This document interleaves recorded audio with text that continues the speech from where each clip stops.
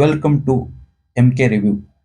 ದೇವರ junior NTR ನಟಿಸಿರುವ Devara movie ಈಗ ನೋಡಿ ಬಂದೆ ಬ್ರದರ್. ಮೂವಿ ಹೇಳ್ಕೊಳ್ಳೋಷ್ಟು ಸ್ಟೋರಿ ಏನಿಲ್ಲ, ಅವಶ್ಯಕತೆನಿಲ್ಲ. ಪಾರ್ಟ್ 1 ಪಾರ್ಟ್ 2 ತೆಗೆಯಂತ ಅವಶ್ಯಕತೆನೇ ಈ ಸ್ಟೋರಿಯಲ್ಲಿ ಇಲ್ಲ. ಸ್ಟೋರಿ ಲೈನ್ ಬಹಳ ಚಿಕ್ಕದಾಗಿದೆ, ಸಿಂಪಲ್, ಜಾಸ್ತಿ ಏನು ಓವರ್ ಇಲ್ಲ. ಸಿನಿಮಾ ಅಷ್ಟೇನಿಲ್ಲ, ಬರೇ ಮೈನಸ್ ಇದೆ. NTR ಆ್ಯಕ್ಟಿಂಗ್ ಮತ್ತು ಪ್ರಕಾಶ್ ರಾಜ್ ಆ್ಯಕ್ಟಿಂಗ್ ಬಿಟ್ರೆ ಬೇರೆ ಏನಿಲ್ಲ. ಸಾಂಗ್ ಚೆನ್ನಾಗಿದ್ದಾವೆ, 2 ಸಾಂಗ್ ಚೆನ್ನಾಗಿದ್ದಾವೆ. ಫೈಟ್ ಅಂತೂ ಹೇಳ್ಕೊಳ್ಳೋಷ್ಟಿಲ್ಲ. ಇಂಟರ್ವಲ್ ಫೈಟು ಹಾಗೆ ಈಗ ಅಂತ ಹೇಳಿದ್ದು ಅಷ್ಟೇನು ಇಲ್ಲ. ಇಂಟರ್ವಲ್ ಫೈಟಲ್ಲಿ ಭಾಳ ಸ್ಲೋ. ಸೆಕೆಂಡ್ ಹಾಫಲ್ಲಿ ಹೀರೋಯಿನ್ ಎಂಟ್ರ್ ಆಗ್ತಾಳೆ. ಹೀರೋಯಿನ್ ಎಂಟ್ರೂ ಅಷ್ಟಕ್ಕಷ್ಟೇ, ಅವರು ಸ್ಕೋಪ್ ಇಲ್ಲ, ಅವಶ್ಯಕತೆ ಇಲ್ಲ. ಬರೇ ಅವರು ಅಂದ ತೋರ್ಸೋಕ್ಕೆ ಒಂದು ಸಾಂಗಿಗೋಸ್ಕರನೇ ಯೂಸ್ ಮಾಡ್ಕೊಂಡಿರೋ ಹೀರೋಯಿನ್. ಅದು ಬಿಟ್ಟು ಅವ್ರಿಗೇನು ಸ್ಕೋಪ್ ಇಲ್ಲ.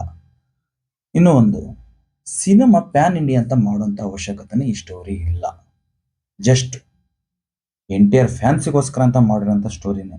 ಬಟ್ NTR ಫ್ಯಾನ್ಸಿಗೂ ಅಷ್ಟು ಇಷ್ಟ ಆಗೋದಿಲ್ಲ.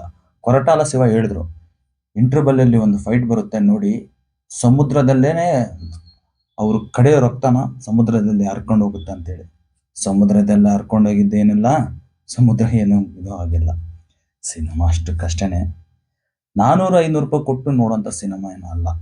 ನಾರ್ಮಲ್ ಆಗಿ 100-150 ರೂಪಾಯಿ ಕೊಟ್ಟು ನೋಡೋಂಥ ಸಿನಿಮಾನೇ. ಹೆವಿ ಖರ್ಚು ಮಾಡಿ ಹೋಗೋಂಥ ಅವಶ್ಯಕತೆ ಈ ಮೂವಿಯಲ್ಲಿ ಇಲ್ಲ.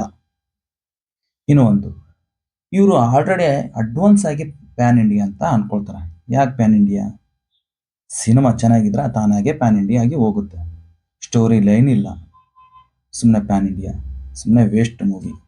ನೀವು ನೋಡಿದರೆ ನಿಮ್ಮ ಅನಿಸಿಕೆಯನ್ನು ಕಾಮೆಂಟ್ ಮೂಲಕ ತಿಳಿಸಿ.